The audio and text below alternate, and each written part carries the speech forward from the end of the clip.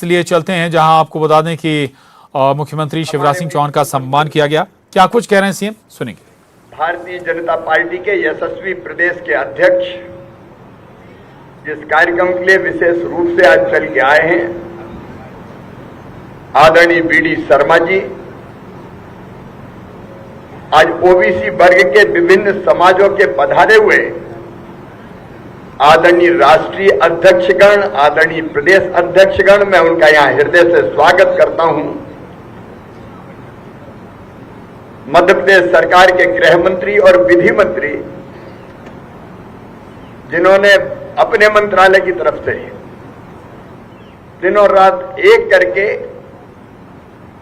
OBC आरक्षण के लिए काम किया, आदरणीय नरोत्तम मिश्रा जी, हमारे नगरीय विकास मंत्री जो ओबीसी की आरक्षण के लड़ाई के अगुवा थे और हर कदम पे लगातार दिनों रात सक्रिय रह के जिन्होंने इस उद्देश्य की पूर्ति के लाभ किया, आदरणीय भूपेंद्र सिंह जी, हमारे उच्च शिक्षा मंत्री डॉक्टर मोहन यादव जी, हमारे हार्टिकल्चर मंत्री भाई भारत सिंह कुशवाहा जी, हमारे पिछड़ा वर्ग कल्याण के मंत्री आदरणीय रामखिलावन पटेल जी, हमारे पीएचई मंत्री भाई विजेंद्र सिंह यादव जी, हमारे पीडब्ल्यूडी के राज्य मंत्री भाई सुरेश धाकर जी, इस आयोग के अध्यक्ष, मैं आयोग का विशेष रूप से उल्लेख करना चाहूंगा। हमने आयोग बनाया और आयोग बनते ही बैठक करके मैंने कहा दिनों रात एक कर दो, दौरा करो, तथ्य जुटाओ, आंकड़े जुटाओ, बिना उसके हम आरक्षण बचा नहीं पाएंगे। लेकिन उन्होंने दिनों रात काम किया। आदरणीय डॉक्टर गौरी शंकर बिसेन जी, भाई प्रदीप जी, मैं एक बात आज जरूर कहूंगा, प्रदीप पटेल इतनी गहराई में जाकर काम करते हैं और मैं तो अध्ययन देख के हैरत में था। और इसका उदाहरण मैं ये देता हूं कि जब सुप्रीम कोर्ट ने और तथ्य मांगे तो ये थे मऊगंज में, मैंने फोन किया कि मऊगंज से रीवा पहुंचो, मैंने विमान रीवा भिजवाया और शाम होने से पहले विमान में बिठा के उड़ा दिया प्रदीप पटेल को दिल्ली। मैंने कहा सुप्रीम कोर्ट में माननीय सर्वोच्च न्यायालय में जाके तथ्य रखो। भाई प्रदीप जी, बहन कृष्णा जी, बहन कविता पाटीदार जी, भाई रणवीर सिंह रावत जी, वैभव पवार जी, माया जी, दर्शन जी, हमारे वरिष्ठ नेतागण, आदरणीय सांसद श्री गणेश पटेल जी, रोडमल नागर जी, केपी यादव जी, ज्ञानेश्वर पाटिल जी, एक बार फिर सभी समाजों के, क्योंकि कोई नाम लूं कोई नाम नहीं लूं ये उचित नहीं होगा, लेकिन पूरे सम्मान के साथ आज यहाँ पे आप आमंत्रित है, आप पधारे हैं, तो सभी समाजों के अध्यक्षगण, पदाधिकारीगण और उपस्थित मेरे बहनों और भाइयों, एक को छोड़ के, क्योंकि किरार समाज की राष्ट्रीय अध्यक्ष भी यहाँ पे है और वो मेरी धर्मपत्नी है, आप सबका मैं यहाँ हृदय से स्वागत करता हूँ। मैं सचमुच में आज आपको भावनात्मक रूप से बता रहा हूँ।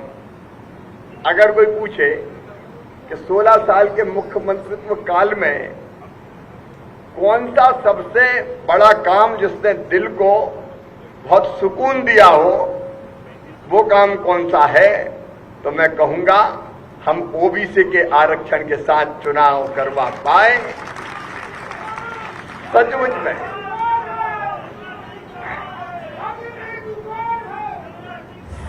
में ये लगभग असंभव था, लेकिन मध्य प्रदेश की विधानसभा में मेरे विधायक मित्र बैठे हैं, अनेकों वरिष्ठ विधायक साथीगण बैठे हैं। कमलनाथ जी को मैं याद दिलाना चाहता हूं, मैंने कहा था कि कोई साथ देगा तो उसके साथ, कोई साथ नहीं देगा तो उसके बिना, और कोई विरोध करेगा तो उसके बावजूद हम ओबीसी को आरक्षण के साथ ही मध्य प्रदेश में चुनाव करवाएंगे। संकल्प पारित किया था विधानसभा में और यह असाधारण संकल्प था।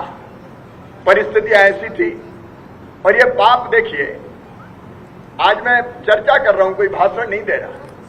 आप सिलसिलेवार इस कहानी को सुनिए। ये पाप किया कौन ने? हम तो 27% रिजर्वेशन के साथ चुनाव करवा रहे थे। चुनाव की अधिसूचना जारी हो चुकी थी, पहले फेस के फॉर्म भरे जा चुके थे। कमलनाथ जी, आज तुम मध्य प्रदेश बंद का आह्वान कर रहे हो, तुम्हारी कोई नहीं सुन रहा, लेकिन मैं तुमसे जवाब चाहता हूं।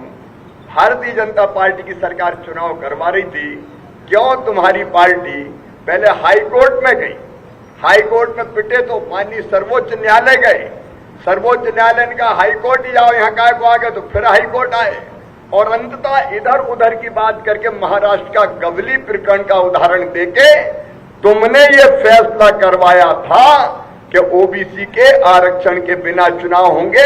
ये फैसला हो गया था कि जितने आरक्षित पद है ओबीसी के सबको अनारक्षित कर दो और बिना ओबीसी के चुनाव करवाओ। ये पाप, ऐतिहासिक पाप अगर किसी ने किया था तो कमलनाथ, आपने और कांग्रेस पार्टी ने किया था। और आपका तो इतिहास ही ओबीसी विरोध कर रहा है। इतिहास उठा के देख लीजिए। आज चूंकि कांग्रेस नाटक कर रही है, आरोप लगा रही है, बंद का आह्वान कर रही है, इसलिए मैं पूछना चाहता हूं, पहले तो एक ही बात का जवाब दे दो जिसका उल्लेख क्या हुआ है। कमलनाथ जी, सोनिया गांधी जी, राहुल गांधी जी, प्रियंका गांधी जी और जितने जी हैं उनके, एक बात का जवाब मुझे दे दो। महाराष्ट्र में तुम्हारी सरकार, तुम्हारे साथ वाली सरकार, एक साथ प्रकरण गए, कोर्ट में लड़ाई हुई,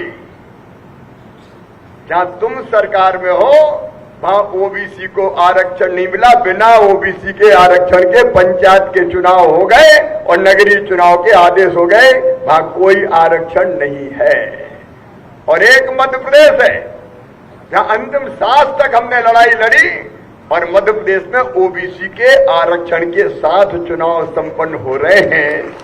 अरे बड़ा ओबीसी प्रेमी होने का दंभ भरते हो। अगर इतना ही ओबीसी प्रेम था तो महाराष्ट्र में क्यों ओबीसी के बिना, यहां विरोध करने के पहले जवाब तो दो। तुम तो चुनाव में आरक्षण नहीं दिला पाए और यहां बड़ी बड़ी बातें कर रहे हो। मित्रों, कांग्रेस का विरोध, कांग्रेस की नीति ही ओबीसी विरोध की रही है। 1952 में पहले चुनाव हुए, भरपूर बहुमत कांग्रेस का था, कभी ओबीसी को आरक्षण दिया। 1957 में दूसरा चुनाव, कांग्रेस की सरकार, कभी पिछड़े वर्ग के बारे में सोचा। 1962 में तुम्हारी सरकार आई, तुमने ओबीसी के बारे में सोचा। 67 में तुम्हारी सरकार आई, तुमने कभी ओबीसी के बारे में सोचा। 72 में तुम्हारी सरकार, कभी ओबीसी के आरक्षण के बारे में सोचा। रिपोर्ट कई बनी, आयोगों का गठन हुआ, काका कालेलकर रिपोर्ट, एक नहीं अनेकों रिपोर्ट आती रही। कांग्रेस ने कभी ओबीसी के आरक्षण का विचार तक नहीं किया। अगर पिछड़े वर्ग को आरक्षण की शुरुआत हुई तो 1977 में मंडल कमीशन का गठन हुआ था। कांग्रेस ने उस रिपोर्ट को बाद में जब उनकी सरकार आई तो बिल्कुल ठंडे बस्ते में फेंक दिया, और फिर जब गैर कांग्रेसी सरकार 1989 में बनी तब मंडल आयोग की सिफारिश लागू की। कांग्रेस का इतिहास ओबीसी विरोध का इतिहास रहा है। और अभी आप सब जानते हैं, आरक्षण ना मिले इसके लिए कौन सुप्रीम कोर्ट में गए। एक एक पक्षकार का नाम आप देख लीजिए, सारे कांग्रेस के नेता थे, खड़े होने वाले वकील से लगा के और याचिका दायर करने वाले कौन थे, सब कांग्रेस के कार्यकर्ता थे जो खड़े रह के दिन रात इस बात की कोशिश कर रहे थे कि आरक्षण मिल ना जाए। और जब एक फैसला आ गया तो कितने गदगद थे, अरे हो ही नहीं सकता, कितने प्रसन्न थे, गाली दे रहे थे हमें, लेकिन मन ही मन प्रसन्न हो रहे थे कि बिना आरक्षण के चुनाव हो रहे हैं। ये आरक्षण का जो विवाद था उसका प्रारंभ तुमने अभी प्रारंभ करवाया। और देखिए, केवल वोट बैंक की राजनीति की कांग्रेस ने, आज मैं फिर स्पष्ट करना चाहता हूं, इन्होंने सरकार बनने के बाद ऐलान कर दिया वोट के लिए 27% आरक्षण। 8 तारीख को, 8 मार्च को 2020 में ये फैसला इन्हें किया, 2019 में, और तत्काल 10 मार्च को कोर्ट में चले गए कोर्ट में गए तो आरक्षण मिले, इस पक्ष में वकील तक इनके जो एडवोकेट जनरल थे, कमलनाथ जी जवाब देना पड़ेगा। एडवोकेट जनरल ही खड़े नहीं हुए। 20 तारीख 18 तारीख को स्टे हो गया और उस स्टे के बाद कमलनाथ ये भी जवाब आपको देना पड़ेगा, आरक्षण पर स्टे के बाद 27% आरक्षण पर वोट बैंक की राजनीति की कांग्रेस से आज मैं फिर स्पष्ट करना चाहता हूं। इन्होंने सरकार बनने के बाद ऐलान कर दिया वोट के लिए 27% आरक्षण। 8 तारीख को 8 मार्च को 2020 में ये फैसला इन्हें किया 2019 में, और तत्काल 10 मार्च को कोर्ट में चले गए। कोर्ट में गए तो आरक्षण मिले, इस पक्ष में वकील तक इनके जो एडवोकेट जनरल थे, कमलनाथ जी जवाब देना पड़ेगा। एडवोकेट जनरल ही खड़े नहीं हुए। 20 तारीख 18 तारीख को स्टे हो गया और उस स्टे के बाद कमलनाथ ये भी जवाब आपको देना पड़ेगा, आरक्षण पर स्टे के बाद 27% आरक्षण पर तुम सुप्रीम कोर्ट तक नहीं गए, तुमने याचिका तक दायर नहीं की। मन ही मन प्रसन्न थे कि हमने कह भी दिया और दिया भी नहीं, कोर्ट ने रोक दिया। क्यों नहीं गए सुप्रीम कोर्ट? हमने तो अंतिम सांस तक लड़ाई लड़ी। तुम्हारे वकील सुप्रीम कोर्ट में खड़े नहीं हुए, तुमने दोबारा कभी कोशिश नहीं की, केवीएट दायर नहीं की, इनने केवीएट दायर नहीं की। कई बार जब ऐसा मामला आता है कि कोर्ट में मामला जा सकता है तो सरकारें केवीएट दायर करती है, इनने केवीएट दायर नहीं की। उल्टे में आज चूंकि ये बात कर रहे हैं बंद की, इसलिए कहना चाहता हूं, उल्टे इन्होंने जब हाई कोर्ट में 27 से घटा के 14% आरक्षण मिले, ये इसकन दिया शैक्षणिक संस्थानों में, तो इनका वकील वह पूछता है कि शैक्षणिक संस्थानों में तो हो गया, क्या पीएससी में भी ये आरक्षण 14% कर दें? ये कांग्रेस का वकील कहता है। किसको मूर्ख बना रहे हैं, मैं पूछना चाहता हूं। केवल मूर्ख बनाने के अलावा दूसरा काम नहीं किया।